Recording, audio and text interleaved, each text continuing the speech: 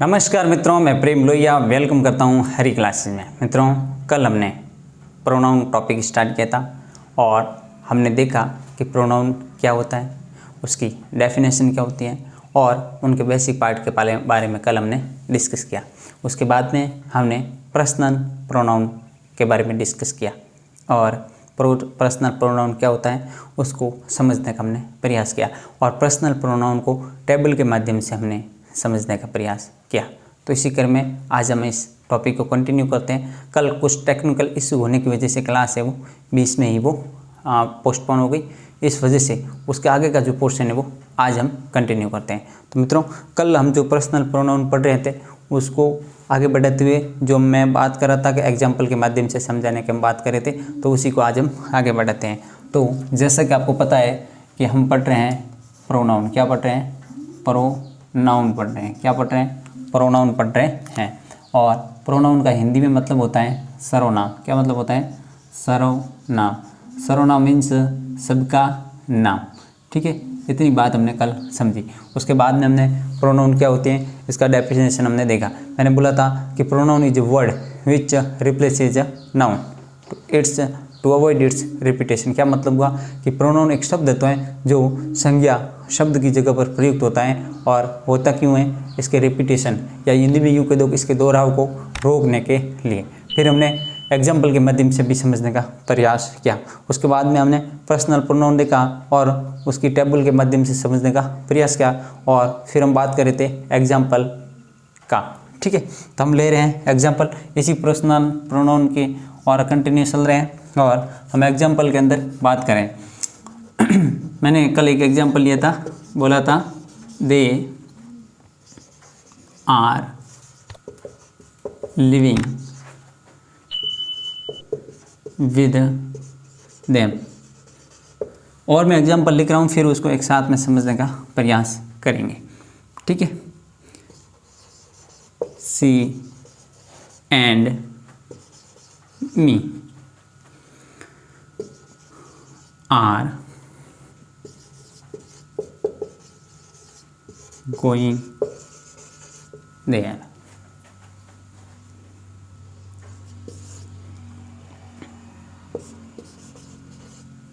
The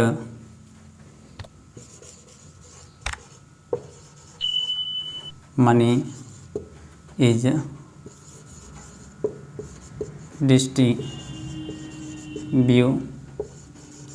distributed between he and me। अब चीज़ समझो, मैंने जो 3 एग्जाम्पल आपको वेरियस टाइप के बताए, अब इसके माध्यम से समझेंगे कि पर्सनल प्रोनाउन का यूटिलाइजेशन कैसा होता है, इसका उपयोग कैसे किया जाता है और इसका सेंटेंस में कैसे प्रयोग किया जाता है, इसके बारे में आज हम बात करने वाले। तो देखिए, मैंने बताया कि they are living with them. ये कौन सा केस है? सब्जेक्टिव केस है, क्योंकि सब्जेक्ट की जगह आ रहा है। उसके बाद में यहाँ पर ये वर्ब है, ये भी वर्ब है और इसके बाद में ये प्रीपोजिशन है। एक चीज़ मैंने आपको जब मैं नाउन पढ़ा रहा था उस समय एक बात बताई थी कि अगर बात करें हम प्रीपोजिशन की, किसकी बात करें? प्रीपोजिशन, या यूँ कह दो वर्ब, किसकी बात करें हम लोग? वर्ब। तो मैंने बताया था कि इसके बाद में कभी भी क्या नहीं आ सकता? सब्जेक्टिव केस का है वो हम प्रयोग नहीं करते। तो फिर आपने पूछा कि तो किसका करेंगे सर? तो हमेशा इसके बाद में किसका यूज़ करते हैं? ऑब्जेक्टिव केस का यूज़ करते हैं। इस चीज़ को आपको हमेशा ध्यान में रखना है। तो आप देखिए विद क्या है, जैसे कि मैंने बताया ये प्रीपोजिशन है। तो प्रीपोजिशन के बाद में आया है देम। क्या मैंने सही लिखा है? सर बिल्कुल आपने सही लिखा। क्यों? क्योंकि देम है, ये जो देम है ये ऑब्जेक्टिव केस है। देम का सब्जेक्टिव केस क्या होता है? इसका सब्जेक्टिव केस होता है दे। क्या होता है? दे। इस हिसाब से फर्स्ट वाला सेंटेंस हमारा बिल्कुल सही हुआ, they are living with them. इतनी बात मुझे आशा है कि आप समझ चुके होंगे। आगे बात करते हैं, she and me are going there. मुझे एक बात बताइए, आप पर्टिकुलर कोई भी काम कर रहे हैं, 2 व्यक्ति मिलकर कर रहे हैं, 2 पर्सन मिलकर कर रहे हैं, ठीक है, एक चीज़, और उस काम के अंदर आप इक्वली है अपना है वो मेहनत लगा रहे हैं, तो क्या आप उससे जो भी प्रॉफिट है वो गेन करेंगे? क्या दोनों का उसके ऊपर इक्वल है वो पोर्शन रहेगा या नहीं रहेगा, या यूँ कह दो कि उसके ऊपर आप दोनों का बराबर राइट होगा कि नहीं होगा। आप बोलेंगे कि सर बिल्कुल होगा। क्यों? क्योंकि हम उस समय ऑल एंड एवरेज देखते हैं। एवरेज का मतलब औसत। भले एक ने ज़्यादा मेहनत की है और दूसरे ने कम मेहनत की है, लेकिन जब बात आती है उसके अंतर्गत आपकी हिस्सेदारी की, तो वो है वो बराबर रहती हैं। इस बात को और दूसरे माध्यम से अगर मैं समझाऊं कि एक पिता के 4 पुत्र हैं। कितने हैं? 4 पुत्र। और 4 पुत्र में से कोई बड़ा है कोई छोटा है, वैसे ही होता है, कॉमन सेंस से। अब इसमें ये बात नहीं कह रहा था। उन 4 पुत्रों में जो संपत्ति होती है पिता की, उसमें एक माना कि एक अफवाइज है और बाकी वाले पावरफुल है, तो क्या उस अफवाइज को कम देंगे या ज़्यादा देंगे? एक बात, अगर हम उत्तराधिकार के हिसाब से अगर हम बात करें तो सबको इक्वल मिलना सही। तो मेरे कहने का मतलब यही है, आगे वाला जो सेंटेंस है उसी से कोरिलेट करते हुए हम आपको समझाने का प्रयास करेंगे। देखिए, मैंने कंजंक्शन यूज़ किया, एंड। क्या यूज़ किया? एंड। तो एंड से इधर आया वो आपका आया सब्जेक्टिव केस। कैसा केस है रे?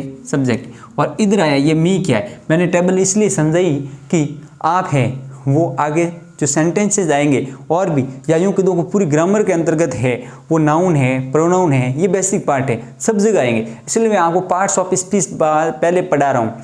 आप देखो, आपका जो पटवार का सिलेबस दे रखा है, इसके अंतर्गत कहीं भी मेंशन नहीं है कि पार्ट्स ऑफ स्पीच है या टेंसेस है या नरेशन या वॉइस एटसेट्रा एटसेट्रा। फिर भी मैं पढ़ा रहा हूँ। इसका रीजन क्या है? क्योंकि एक टॉपिक है जिसका नाम है करेक्शन ऑफ एरर्स, या यूँ कह दो कि करेक्ट यूसेज। तो इस टॉपिक के अंतर्गत संपूर्ण ग्रामर है वो इंक्लूडेड हैं। ये बात आप बिल्कुल समझ गए होंगे। तो इस चीज़ को एक टीचर को कैसे समझना है और बच्चों को किस लेवल तक पढ़ाना है, ये अगर वो विषय वस्तु से अच्छी तरह से परिचित है, या यूँ कह दो कि उसकी विषय वस्तु पर अच्छी पकड़ है, तो उस टीचर को किसी के बताने की भी ज़रूरत नहीं है। वो अपने आप अंडरस्टूड कर देगा। प्रीवियस ईयर के पेपर देकर भी वो अंडरस्टूड कर देगा। हालांकि पटवार के अंतर्गत हम प्रीवियस ईयर के पेपर नहीं देख सकते, जस्ट बिकॉज ऑफ क्योंकि इंग्लिश फर्स्ट टाइम है वो इंक्लूड की गई हैं। लेकिन फिर भी एक टीचर होने के नाते मैं एनालिसिस इतना कर सकता हूं कि राजस्थान में होने वाली भर्ती परीक्षा लाइक ग्राम सेवक के 2 या एलडीसी के 2 या स्टेनोग्राफर, ये तमाम वैकेंसीज जिसके अंतर्गत इंग्लिश है वो इंक्लूडेड है। तो उनके बेसिस पर मैं ये देख सकता हूँ, अंदाज़ा लगा सकता हूँ, या यूँ कह सकता हूँ कि जो यहाँ पर पूछे जाने वाले क्वेश्चनों की जो लेवल ऑफ डिफ़िकल्टी होती है वो कैसी होती है। तो मैंने इन तमाम चीज़ों का गहराई से अध्ययन किया और मैंने पाया कि यहाँ पर किस लेवल तक है वो क्वेश्चन पूछे जाते हैं। हालांकि पटवार वैकेंसी है या ग्राम सेवक वैकेंसी है, एलडीसी के अपर या यूँ कह दो कि थोड़ी सी हाई लेवल की इंग्लिश आने की संभावना है अगर हम इसके क्वालिफिकेशन के अकॉर्डिंग बात करें तो। जैसे फॉर एग्जांपल बात करें कनिष्ठ लेखाकार वगैरह, या यूँ कह दो कि जो 12th पास आउट जो एलडीसी 18,000 की जो वैकेंसी हुई थी उसके अंतर्गत जो लेवल इंग्लिश का जो लेवल था वो लो था। रीज़न क्या था? क्योंकि उसमें जो वैकेंसी है वो प्रेफर थी या उसके अंदर जो प्रेफरेंस दी जाती थी, मोस्टली अगर बात करें तो उसकी मिनिमम लिमिटेशन थी वो 12th पास आउट थी। तो इस बात को ध्यान में रखते हुए वो इंग्लिश है का स्टैंडर्ड है वो उस हिसाब से रखते हैं। लेकिन यहाँ पर पटवार के अंदर चूँकि अब की बार है वो ग्रेजुएशन करती है, तो ग्रेजुएशन के अकॉर्डिंग है तो थोड़ा सा लेवल है वो अपग्रेड कर सकते हैं, मे बी पॉसिबल। ये बात मैं बता रहा हूँ। हालांकि मेरा पूरा प्रयास रहेगा कि जितना मैक्सिमम वो लेवल अपग्रेड करने की गुंजाइश बनती है या वो करना चाहेंगे, उससे भी हम प्रयास करेंगे कि बेटर ही पढ़ेंगे। इतनी बात आप बिल्कुल व्यवस्थित तरीके से समझ रहे होंगे। खैर, ये बात है वो आप मेरे कहने भर से आप बिल्कुल बिलीव नहीं कर सकते या आपको नहीं हो सकता। इसके लिए मैंने बात बताया है कि आप मार्केट से कोई भी अच्छी ऑथर की रेफरेंस बुक, बढ़िया ऑथेंटिक बुक उठाइए और वहाँ से है वो आप क्वेश्चन लगाना स्टार्ट कर दीजिए। बेझिझक आपने अगर सिस्टमेटिक तरीके से हमारे ये तमाम सेशन अटेंड किए हैं या कर रहे हैं तो आपको किसी भी प्रकार की कोई समस्या नहीं होने वाली है, ये मैं आपसे वादा करता हूँ। खैर, बात को लंबी नहीं खींचते हुए हम समझने का प्रयास करें। मैंने कहा एंड एक कंजंक्शन है जिसका काम है दोनों और के एलिमेंट को जोड़ना। बात समझ में आ रही कि नहीं? मैंने एक बोला सी, बोला एंड, उसके बाद बोला मी। तो मुझे बताइए ये है क्या? मी। अब सवाल उठा कि सर है तो प्रोनाउन, लेकिन मैंने आपको पहले प्रोनाउन की टेबल क्यों बताई? जस्ट रीजन यही है। या मैं यूँ कह दूँ कि पहले मैंने पर्सनल प्रोनाउन क्यों पढ़ाया? क्या मैं दूसरा प्रोनाउन पढ़ा सकता था? आप बोलेंगे सर पढ़ा तो सकते थे, लेकिन एक दूसरे को कोरिलेट करने के लिए पर्सनल प्रोनाउन को पहले पढ़ाना ज़्यादा बेटर रहता है। क्यों? क्योंकि हर स्टूडेंट की जो एफिशिएंसी होती है या नॉलेज होता है वो डिफरेंट टाइप का होता है। कोई ऐसा स्टूडेंट है जो इंग्लिश के अंदर काफ़ी हद तक है वो अच्छा है, और कुछ एवरेज है और कुछ है वो लो लेवल का है। तो मेरा ये टारगेट रहता है, या यूँ कह दो कि मेरा ये एफर्ट रहता है, मेरा एफर्ट रहता है कि मैं तमाम कैटेगरी के जो स्टूडेंट हैं उनको है वो एक सरसरी निगाह से, या यूँ कह दो कि सबको साथ लेकर चलने का मैं प्रयास करता हूँ। तो इस बात को आप व्यवस्थित तरीके से समझ रहे होंगे। कुछ विद्यार्थी है वो यूँ कह दो कि अच्छा जिनके इंग्लिश पर पकड़ है उसको थोड़ा सा बोरिंग टाइप फील हो रहा होगा, लेकिन आपसे मेरा यही निवेदन रहेगा कि आप है वो धैर्य बनाए रखें। Just because of patience is very important thing in this world. धैर्य सबसे इंपॉर्टेंट है किसी भी सक्सेस को प्राप्त करने के लिए। तो आपको पेशेंस बनाकर रखना है, और पेशेंस के साथ में ही आप अच्छी तरह से है वो सफलता अर्जित कर सकते हैं। कछुआ और खरगोश की तो कहानी आपने सुनी है, तो उस चीज़ को हमेशा माइंड में बना कर रखना है, भले वो इमेजिनरी हो कहानी। लेकिन देखिए उस बंदे ने पेशेंस रखा तो वो खरगोश को बीट करते हुए आगे बढ़ गया, लेकिन खरगोश के अंदर उतावलापन होने की वजह से है वो रह गया पीछे। तो इस चीज़ को समझना है कि कहाँ हमें क्या करना है, या आप अच्छी तरह से समझ सकते हैं। तो मैंने बताया एंड के दोनों ओर के जो एलिमेंट होते हैं, जो तत्व होते हैं, अंश होते हैं, वो इक्वल फॉर्म में होने चाहिए। मैं कह दूँ सी, कैसा केस है? Subjective case. तो यहाँ पर मी, ये कौन सा केस है? सर आपने बताया कि सर ऑब्जेक्टिव केस है। तो विद्यार्थियों मैंने बताया कि एंड के दोनों ओर आने वाले एलिमेंट है, या यूँ कह दो सब्जेक्ट ऑब्जेक्ट कुछ भी हो, इट डजेंट मैटर, लेकिन शर्त यह है कि वो दोनों एक ही कैटेगरी से बिलोंग करने चाहिए। अगर ये सब्जेक्टिव केस में है तो ये भी कैसा केस में होना चाहिए? सब्जेक्टिव। ये ऑब्जेक्टिव है तो ये भी ऑब्जेक्टिव होना चाहिए। अब सवाल उठता है क्या सर यहाँ ऑब्जेक्टिव है, यहाँ मैं ऑब्जेक्टिव कर दूँ तो विद्यार्थियों गलत हो जाएगा। पूछोगे क्यों? क्योंकि ऑब्जेक्टिव केस, ऑब्जेक्ट के लिए कभी भी वर्ब का यूज हम नहीं करता है। मैंने अभी भी बताया है कि वर्ब प्रीपोजिशन और वर्ब के बाद में है वो ऑब्जेक्टिव केस तो आता है, लेकिन ऑब्जेक्ट के लिए वर्ब का यूज नहीं करते हैं। इस चीज़ का आपको ध्यान रखना है। तो हमारी क्या मजबूरी हो जाती है? आप मुझे बताएंगे कि सर मजबूरी ये हो जाती कि मी को हटा करके इसकी जगह हम यूज़ करेंगे क्या? आई। बिल्कुल सर, हमारा सेंटेंस सही हो गया। सी एंड आई आर। अब सवाल उठा कि सर मैं आपने आगे आर लिखा, क्या ये सही लिखा? मैं बोलूँगा कि बिल्कुल सही लिखा। आप पूछेंगे सर क्यों? आई के साथ में तो एम आता है। अरे भाई आई के साथ में एम आता है, ये हम मानते हैं। क्या वो इंडिविजुअल सब्जेक्ट है यहाँ पर? आप पूछेंगे नहीं। अगर मैं आई के अकॉर्डिंग यहाँ पर आर का यूज या एम का यूज़ करूँ तो फिर इस सी का तो कोई अस्तित्व ही नहीं रहता है। आई के साथ में एम कब होता है, क्या होता है, वो हम सब्जेक्ट वर्ब एग्रीमेंट के अंतर्गत अच्छी तरीके से समझने का प्रयास करेंगे। तब तक आप धैर्य बनाए रखें। तो सी एंड आई, उसके बाद में हमने आर लिखा, बिल्कुल सही है अपनी जगह। उसके बाद में गोइंग देयर, ये सेंटेंस भी इस तरह से क्लियर या यूँ कह दो कि करेक्ट हो गया। फिर the money is distributed between he and me. अब सवाल देखिए, एक सबसे बड़ी इंपॉर्टेंट थिंग है वो ये है कि आप जो भी सब्जेक्ट पढ़ रहे हैं उसके अंतर्गत आपका इंटरेस्ट होना चाहिए, या यूँ कह दो कि आपको इंटरेस्ट लगाना पड़ेगा। बात समझ में आ रही कि नहीं आ रही? You have to interest in this particular subject. तो मैं यूँ कह रहा हूँ कि आप कोई भी सब्जेक्ट पढ़ो उसमें आपका इंटरेस्ट होना बहुत ही जरूरी। नहीं तो आपको पता ही नहीं कि द क्या है, आर्टिकल है, मनी क्या है, ये पता ही नहीं है, तो फिर क्या कैसे करेंगे? ठीक है, अब बताइए मुझे, यहाँ से चल रहा है सेंटेंस बिल्कुल सही है कि भाई जो मनी है, अपन जो धन है वो बांटा गया पर्टिकुलर 2 पर्सन के बीच में, कोई दिक्कत नहीं। आप सेंस समझने का प्रयास करें, लेकिन ग्रामर हमें सेंस, उस समय सेंस की बात नहीं कर रहे थे, उस समय आपको यूसेज के बारे में बात करें, क्योंकि टॉपिक का नाम ही है करेक्ट यूसेज।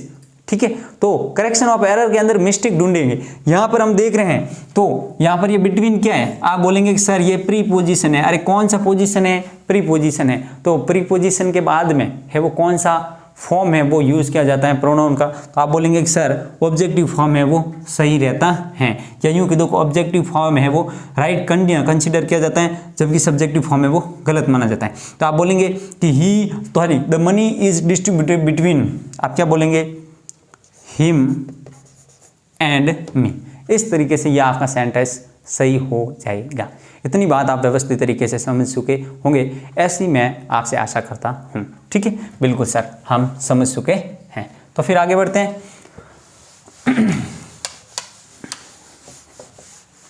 इस तरीके से जो अपना पर्सनल प्रोनाउन था उसको हमने काफ़ी हद तक है वो समझने का प्रयास किया। इससे आगे का जो है वो हम देखते हैं कि पर्सनल प्रोनाउन है, क्योंकि पर्सनल प्रोनाउन अगर प्रोनाउन के अंतर्गत देख ले तो ये एक यूँ कह सकते हैं बैकबोन, इसलिए इसको थोड़ा सा टाइम दे करके एक व्यवस्थित तरीके से समझना पड़ेगा। अब हम देख रहे हैं अरेंजमेंट। क्या देख रहे हैं? अरेंजमेंट। Of personal pronoun. जो पर्सनल प्रोनाउन है उसका अरेंजमेंट कैसे किया जाता है। अरेंजमेंट से हमारा तात्पर्य है कि उनको कैसे क्रम में व्यवस्थित तरीके से करना होता है कि पहले कौन सा आएगा, फर्स्ट में, सेकंड में कौन सा और थर्ड में कौन सा, इस तरह से आपको ध्यान में रखना है। तो मैं इस चीज़ को समझाने के लिए एक छोटी सी बात करता हूँ। आपका जो सेंटेंस दे रखा होता है, क्या दे रखा होता है, सेंटेंस। चीज़ को समझना, ठीक है। सेंटेंस अगर इसका सेंस है, अगर इस सेंटेंस का जो आपका जो सेंस आ रहा है, क्या आ रहा है, सेंस। अगर इस सेंटेंस का सेंस आपका आ रहा है पॉजिटिव, क्या आ रहा है, पॉजिटिव, ठीक है। और अगर इसका सेंस आ रहा है नेगेटिव, इतनी बात आप समझ चुके होंगे। अगर पॉजिटिव सेंस आ रहा है, अगर पॉजिटिव सेंस आ रहा है तो आप क्या करेंगे, जो पर्सन होते हैं, कल मैंने इसलिए बताया था first person, second person and third person. First person कौन सा होता है, फर्स्ट पर्सन वो होता है जो बात करता है, स्पीकर कह सकते हैं। सेकंड पर्सन वो होता है जिसके बारे में जो सुनता है बात को, लिसनर कह सकते हैं। और थर्ड पर्सन वो होता है जिसके बारे में हम बात कर रहे होते हैं, या यूँ कह दो कि जो नॉन एक्टिव पर्सन होता है उसको हम बोलते हैं थर्ड पर्सन। इतनी बात आप व्यवस्थित तरीके से समझ चुके होंगे। सर बिल्कुल हम समझ गए, आप तो बस बताइए कि हमें क्या करना है। बिल्कुल बताते हैं, पॉजिटिव और नेगेटिव सेंस देते हैं। अब पॉजिटिव सेंस आप सेंटेंस समझ कर आपको पता चल जाएगा एक्चुअली पॉजिटिव सेंसेस में क्या क्या आते हैं। मैं इसको लंबा खींचने की बात करूँ तो पॉजिटिव सेंसेस के अंतर्गत ड्यूटी के दो, रिस्पॉन्सिबिलिटी हो गया, ठीक है। कोई भी पॉजिटिव टास्क जिसको एक सकारात्मक व्यू से हम देखते हैं तो हमें वो सब आएंगे किसमें, पॉजिटिव। इसलिए मैं एक छोटा सा वर्ड यूज कर रहा हूँ, पॉजिटिव सेंस देने वाला सेंटेंस को कैसे अरेंज करना है। और नेगेटिव सेंस में जैसे ब्लेम हो गया, ठीक है, या मिस बिहेवियर हो गया, ये तमाम चीजें वो आएंगे किसमें, नेगेटिव सेंस में। आप समझ रहे होंगे। अब फर्स्ट पर्सन कौन सा होता है, आई और वी। इस चीज़ों को हम व्यवस्थित तरीके से समझते हैं। एक बार थोड़ा सा ओरली बता देता हूँ। I we first person, you second person, इसके अलावा जो भी पीछे रह रहे हैं pronounce, he see it they वगैरह, ये तमाम होते हैं वो कौन से होते हैं, थर्ड पर्सन। बात समझ में आ रही कि नहीं आ रही? सर बिल्कुल आ गई। तो जब पॉजिटिव सेंस है उस समय क्या करेंगे और नेगेटिव सेंस है उस समय क्या है, आपको ध्यान रखना है। हम क्या करते हैं कि अगर कोई भी हम गलती करते हैं तो क्या करते हैं कि सबसे पहले है वो किसी और को आगे करते हैं कि इसने ऐसा किया।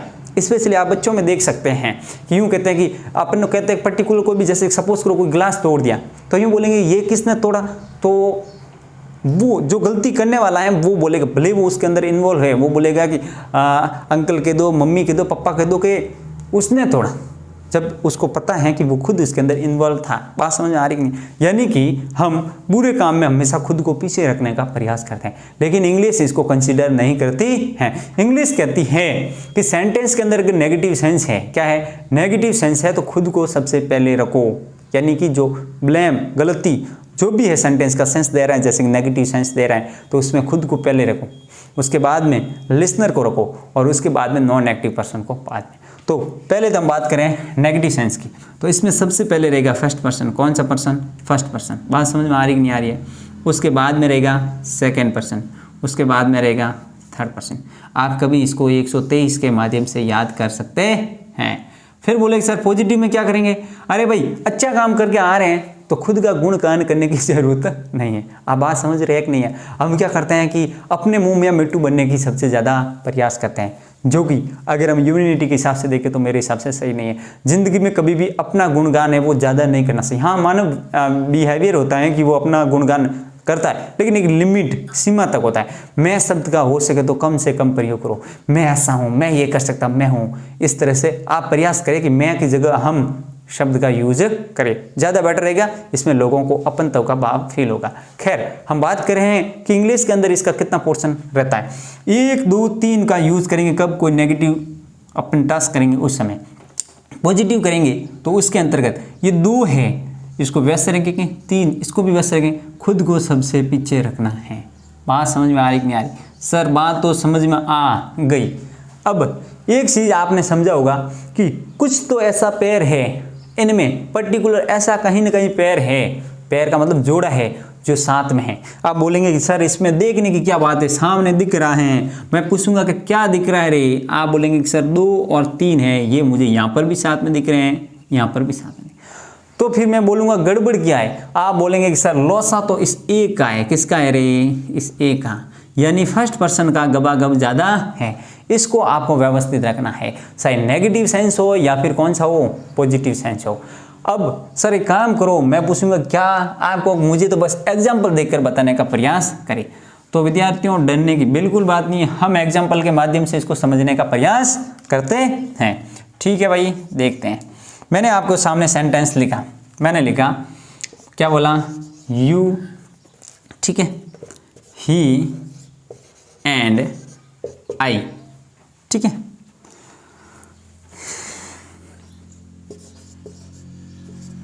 हैज या have broken this say. Second example, I, he and I, she and you.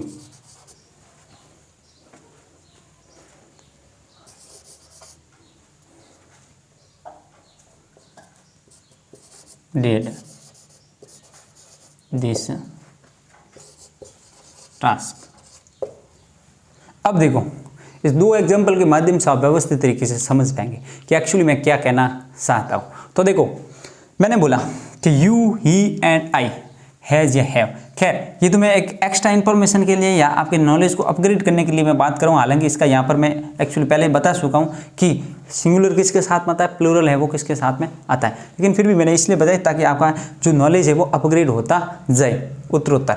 अब देखो यहाँ पर मुझे बताइए ये क्या है, काम कैसा है। अरे भाई आप मुझे बताओ, कुर्सी जो अपन कुर्सी तोड़ते हैं अच्छी बात मानी जाती है बुरी, आप बोलेंगे कि सर ये नुकसान वेरियन अनभागी कोई बात है ना, बात समझ में आई। नुकसान कर रहे हैं यानी कि अपन घाटों का ले रहे हो, इसमें फ़ायदा तो नहीं है ना सर, फायदा नहीं है। अणवास्तव की लैंड में जैला आप बोलो लग सर इसमें सोचने की क्या बात है, नेगेटिव सेंस है। तो नेगेटिव सेंस में सबसे पहले कौन आएगा, आई। तो ये आई एक नंबर पर आने वाला और सबसे पीछे जा कर के बैठ गया। बात समझ आ रही नहीं, ये सोच रहे हैं कि मैं, आई का मानना ये है कि गलती करने वाले को, यानी कि गलती तो मैंने भी की है लेकिन मैं सबसे लास्ट में नाम लूँ ताकि मुझे है वो कम डांटे। एक एग्जाम्पल के माध्यम से समझा रहा हूँ, ये इसलिए मैंने आपको समझाया। तो सबसे पहले आना चाहिए एक, दूसरे पर कौन सर, दो, यानी कि लिसनर कौन होता है, यू होता है, ये दो पर आएगा। और तीन पर कौन आएगा, ये तीन पर आएगा। तो सेंटेंस का अरेंजमेंट कुछ इस तरह से होना चाहिए। तो ये इस अरेंजमेंट को हम एक्सचेंज करके लिखने का अगर हम प्रयास करें तो हम इसके लिए व्यवस्थित तरीके से लिखेंगे। क्या हम लिखने वाले हैं कि आई सबसे पहले, क्योंकि नेगेटिव सेंस है। सेकेंड आई, यू, आगे मैं बता दूँ, एंड फिर लेंगे हम ही। उसके बाद में चूंकि तीन होने की वजह से एक से अधिक होने पर ही वो बहुवचन हो जाता है, तो हैज़ कंसीडर नहीं करेंगे और हैव ब्रोकन दिस सेल। इस तरीके से ये हमारा है वो सेंटेंस है वो सही हो जाता है। क्यों, क्योंकि ये सेंटेंस है वो नेगेटिव सेंस दे रहा है। सर ये बात तो हमें व्यवस्थित तरीके से समझ। आप ऐसा सोच रहे होंगे कि सर हमने ऐसा कभी पढ़ा ही नहीं। ध्यान रखना विद्यार्थियों, जिंदगी में हर व्यक्ति है कुछ न कुछ तो नया करता है, अपने आप में हर चीज़ यूनिक होती है। बात समझ में आ रही कि नहीं, तो बिल्कुल घबराने की जरूरत नहीं है। आप बस आप साथ में बने रहिए। I, she and you did this task. अब पर्टिकुलर काम किया जा रहा है। अब ये सवाल नहीं उठ रहा है कि पॉजिटिव है नेगेटिव, आपको सेंस बनाना है ऑटोमेटिक कि कोई भी काम किया जा रहा है इसमें नेगेटिव का जब तक कोई भी है वो लक्षण नहीं दिखाई दे तब तक आप उसको पॉजिटिव ही मानेंगे। काम क्या है, अच्छा ही क्या होगा, बुरा भी हो सकता है इट मीन्स, लेकिन पॉजिटिव मानना है जस्ट बिकॉज ऑफ इसके अंदर और कोई डिस्क्रिप्शन नहीं मिला आपको, इसलिए आप पॉजिटिव इसको मानेंगे, आप कंसिडर करेंगे। और पॉजिटिव कंसिडर करने की वजह से सबसे पहले कौन आता है, तो आप देखेंगे यहाँ सबसे ऊपर जाएंगे 2 नंबर, आई मीन मैं इसकी बात कर रहा हूँ, ये 2 नंबर, उसके बाद में 3 नंबर यानी कि ये 3 नंबर, और ये जो सबसे आगे खड़ा है ना ये राजा सबसे पीछे जाएगा। लेकिन जैसे कि बताया कि हमारा मानव स्वभाव रहता है कि हम अच्छा काम करते हैं उस समय सबसे पहले खुद को मानते हैं, और बुरा काम करते हैं तो सबसे लास्ट में मानते हैं खुद को। बात समझ आई। लेकिन इंग्लिश इस चीज़ को एग्री नहीं करती है। इंग्लिश कहती है कि जब अच्छा काम करते हैं तो खुद को सबसे लास्ट में रखो, और जब बुरा काम करते हैं तो खुद को सबसे पहले रखो। इस चीज़ को ध्यान में रखना है। तो इसको मैं सबसे पहले, मेरे कहने का मतलब है जो 2 नंबर है ये सबसे पहले आता है, ये सबसे पहले आता है। ठीक है, बात समझ में आ रही कि नहीं आ रही। इसलिए क्यों, क्योंकि काम कैसा है, अच्छा काम है, तो अच्छा काम आप देखो 2 नंबर 3 नंबर और फिर 1 नंबर, तो हम लिखेंगे यू, क्या लिखेंगे, यू फिर सी, देखो 3 नंबर फिर आएगा एंड आई, फिर आगे का सेंटेंस है वो एज इट इज है, वो यहाँ पर कॉपी पेस्ट हो जाएगा। यानी कि you see and I did this task. इतनी बात आप समझ चुके होंगे। मुझे आशा है कि आप अरेंजमेंट ऑफ पर्सनल प्रोनाउन है वो अच्छी तरीके से समझ चुके होंगे। और पर्सनल प्रोनाउन को आज खत्म करने से पहले इसका थोड़ा सा एक जो कॉन्सेप्ट है उसको समझने का प्रयास करते हैं। ठीक है, आगे बढ़ते हैं। अभी भी हमारा पर्सनल प्रोनाउन ही चल रहा है।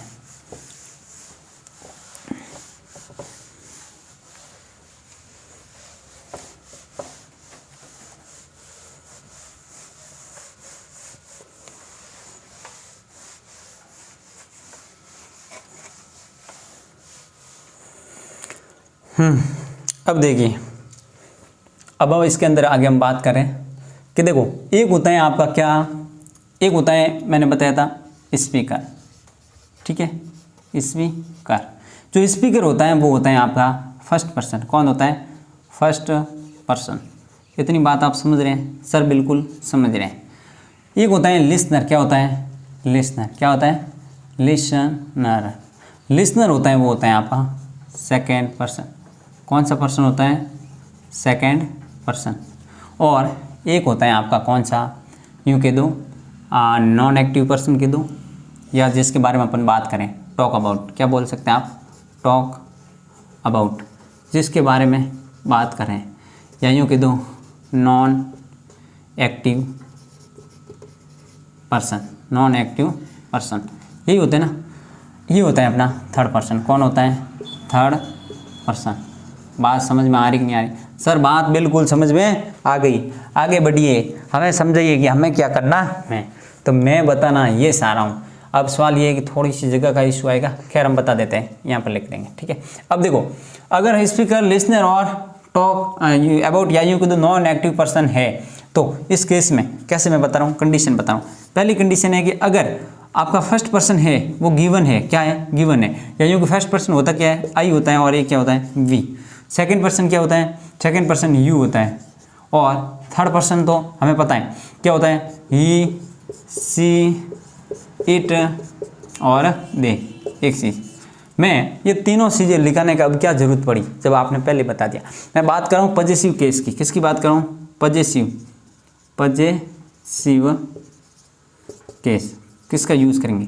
तो अब इस स्थिति में जब सेंटेंस के अंदर ये भी दे रखा हूँ, ये भी दे रखा हूँ, और इनमें से भी दे रखा है, लेकिन जब बात आए पजेसिव केस का यूज़ करने की, तब हम कौन सा करेंगे? तो ध्यान रखना, भले ये दिया हुआ हो, भले ये दिया हुआ हो और ये दिया हुआ, तो इन दोनों को छोड़ छाड़ करके आपको इसके साथ में जाना है। या मैं यूँ कह दूँ कि इसका पजेसिव केस का यूज़ करना है प्लूरल में। जब ये तीनों हैं, ये तीनों रहेंगे तो प्लूरल तो ऑटोमेटिक हो जाएगा। बात समझ में आ रही है नहीं? इसलिए यहाँ पर इसका पजेसिव केस अवर का यूज़ करना है। इतनी बात समझ में आ रही कि नहीं आ रही? सर बिल्कुल समझ में आ रही, क्योंकि जब फर्स्ट पर्सन है तो इनको प्रायोरिटी देते हुए अवर का यूज़ करना है, भले ये दोनों इसके अंदर शामिल हैं। एक चीज़। अब सेकंड में बात कर रहा हूँ, अगली में बात कर रहा हूँ, जब ये वाला है ही नहीं अंदर। बात समझ में आ रही कि नहीं? जब फर्स्ट के अंदर ऑलरेडी सेंटेंस के अंदर इंक्लूड ही नहीं है, और सेकेंड पर्सन है वो आपका दे रखा है, और थर्ड पर्सन है ही, सी, इट और दे, ये दे रखा है। तो इस केस में चूंकि ये तो ऑलरेडी है ही नहीं, ये तो है ही नहीं, और अब इन दोनों के बीच में लड़ाई है, और हमें तो सही है पजेसिव केस का। किसकी बात करें? पजेसिव केस की। तो ये दोनों होने के केस में भी हम इसके साथ में नहीं जाएंगे, और इसको हम प्रायोरिटी देने वाले हैं। बात समझ में आ रही है? और इसी के अकॉर्डिंग आपका यू का क्या हो जाएगा? योर हो जाएगा। आप बात बिल्कुल अच्छी तरह से समझ रहे होंगे, ऐसा मेरा मानना है। सर बिल्कुल हम बात समझ रहे हैं। यहाँ पर अवर लिख रहा हूँ, बिल्कुल लिखा हुआ है, थोड़ा सा पेन चेंज कर रहा हूँ, है ना, और यहाँ पर योर। ठीक है, इस तरीके से आपको यूज़ करना है। अब बात इतनी तो क्लियर हो गई। सर हम दोनों कंडीशन बट समझ गए, अब आप तो बस तीसरी कंडीशन बताइए। ठीक है भाई, तीसरी कंडीशन बता देते हैं। जब फर्स्ट पर्सन भी नहीं हो, सेकंड पर्सन में से भी कोई नहीं है, फर्स्ट सेकंड तो हालांकि एक ही होता है, फर्स्ट दोनों में से कोई भी नहीं है। फर्स्ट पर्सन का मतलब होता है आई और वी में से कोई नहीं है, सेकंड में भी कोई नहीं है, थर्ड है। जब थर्ड दे रखा है तो बताइए मेरे पास में क्या ऑप्शन रहेगा? सर ऑप्शन क्या? इसी में से तो यूज़ करेंगे। जब है ही कोई नहीं है, सिर्फ थर्ड ही दे रखा है, तो थर्ड के अकॉर्डिंग ही हम यूज़ करेंगे, थर्ड के अकॉर्डिंग ही यूज़ करेंगे, यानी कि इसका पजेसिव प्लूरल हो जाएगा दियर। क्या हो जाएगा? दियर। आप इतनी बात व्यवस्थित तरीके से समझ चुके होंगे। सर बिल्कुल हम बात है वो समझ गए हैं। तो इसका पजेसिव प्लूरल है वो प्रोनाउन है वो यूज़ करेंगे देयर। बिल्कुल क्लियर, समझ में आ गई सर? बिल्कुल समझ में आ गई। तो ये आज हम जो प्रोनाउन का अंतर्गत पर्सनल प्रोनाउन को एक सिस्टमेटिक वे में एक अच्छी तरीके से आपके सामने है वो मैंने लेने का प्रयास किया, ताकि वो आपका है वो गलत नहीं हो और परीक्षा में अच्छी तरीके से आप अपना परफॉर्मेंस कर पाए। बात समझ में आ रही कि नहीं आ रही है? बिल्कुल समझ में आ गई। कंडीशन मैंने बताई है, उस चीज़ को ध्यान रखें। एक बार थोड़ा सा रिवाइज कर देता हूँ कि जब स्पीकर, लिसनर और नॉन एक्टिव पर्सन तीनों सेंटेंस के अंदर गिवन है, तीनों गिवन है, दिया हुआ है, तो आपको सेकंड पर्सन और थर्ड पर्सन को इग्नोर करते हुए फर्स्ट पर्सन के अकॉर्डिंग प्लूरल है वो आपको यूँ कह दो कि पॉजेसिव प्रोनाउन का यूज या यूँ कह दो पॉजेसिव एडजेक्टिव का यूज करना है। पॉजेसिव एडजेक्टिव का यूज, ना कि पॉजेसिव प्रोनाउन, क्योंकि पॉजेसिव प्रोनाउन होता है वो अलग होता है, अवर की जगह अवर्स होता है। क्या होता है? अवर्स। तो यहाँ पर पॉजेसिव एडजेक्टिव का यूज करना है। बात समझ में आ रही कि नहीं? ठीक है सर, समझ में आ गई। लेकिन जब फर्स्ट पर्सन है ही नहीं सेंटेंस के अंदर, सेकंड और थर्ड है, तो थर्ड को एलिमिनेट करते हुए, इग्नोर करते हुए आपको सेकंड पर्सन के साथ में जाना, इसी के अकॉर्डिंग पॉजेसिव एडजेक्टिव का यूज करना है, योर का यूज करना है। बिल्कुल समझ रहे हैं सर? बिल्कुल समझ गए आप? तो बस आगे बताइए। ठीक है भाई, फर्स्ट पर्सन भी नहीं दे रखा है, सेकंड पर्सन भी नहीं दे रखा है, थर्ड ही दे रखा है सिर्फ सेंटेंस के अंदर, तो क्या करेंगे? क्या करेंगे? थर्ड दे रहे हैं तो थर्ड के साथ में जाएंगे। फर्स्ट और सेकंड का कोई एग्जिस्टेंस ही नहीं है, तो हमारी मजबूरी हो जाएगी कि हम थर्ड पर्सन के साथ में जाएंगे। क्या आप बात समझ रहे हैं सर? बिल्कुल हम व्यवस्थित तरीके से इतनी बात है वो समझ चुके हैं। ठीक है भाई, आगे बढ़ते हैं। और आगे इसलिए बढ़ते हैं क्योंकि इसके एग्जाम्पल लेते हुए, इनके एग्जाम्पल के बाद में हमारा आज का जो सेशन है वो यहीं पर हम क्लोज करेंगे। इनके एग्जाम्पल के माध्यम से आप समझ जाएंगे कि एक्चुअली मेरा मंतव्य क्या था, मैं क्या आपको बताना चाह रहा था। ठीक है भाई, एग्जाम्पल लेते हैं। देखिए एग्जाम्पल कुछ इस प्रकार से है। मैंने बोला, सेंटेंस ले रहा हूं, दिव्या महिपाल, ठीक है, and we are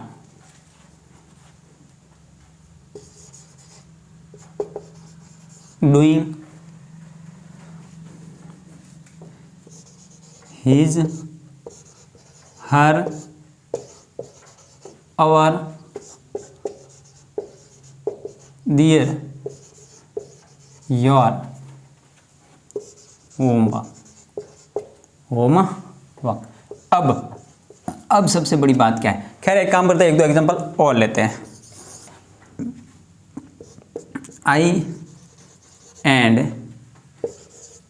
you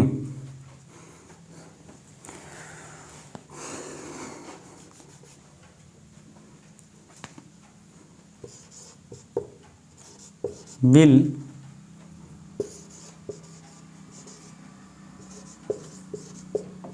complete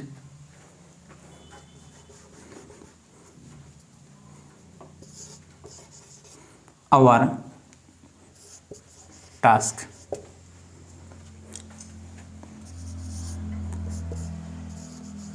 You and she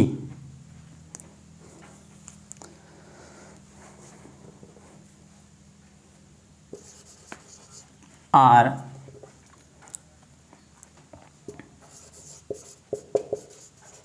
going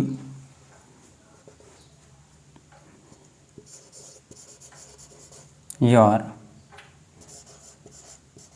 home। अब समझो इस चीज़। अब इसके माध्यम से आप अच्छी तरीके से समझ जाओगे कि एक्चुअली मेरे समझाने के पीछे क्या रीजन था। ठीक है सर, बताइए आप। मैंने बोला दिव्या, महिपाल एंड वी। अब देखिए दिव्या क्या है तो सब्जेक्टिव केस सर, हम पता है ये भी सब्जेक्टिव केस है, तो कॉमन सेंस है कि एंड है तो इसके और कितने भी आए वो होंगे क्या? Subjective case. तो ये भी क्या है? सब्जेक्ट। इससे हमें कोई समस्या नहीं है, हम इसको अच्छी तरीके से समझ चुके हैं। आप तो बस आगे बताइए। तो मुझे बताइए कि जो मैंने यूज़ किया है, क्या यूज़ किया है? Divya, Mahipal and we. अब मैं किसके अकॉर्डिंग है वो यूज़ करूँगा? पॉजिटिव है वो एडजेक्टिव। तो आप बोलेंगे सर भले इसमें दिव्या है फर्स्ट थर्ड पर्सन, महिपाल है, कोई लेना देना नहीं। जब इसमें फर्स्ट पर्सन दे रखा है, जब इसमें फर्स्ट पर्सन का प्रोनाउन है वो ऑलरेडी है, तो आप इन सबको छोड़ छाड़ करके आपको अवर के साथ में जाना है, क्योंकि हम खुद उसके अंदर इंक्लूड है। तो दिव्या और महिपाल भी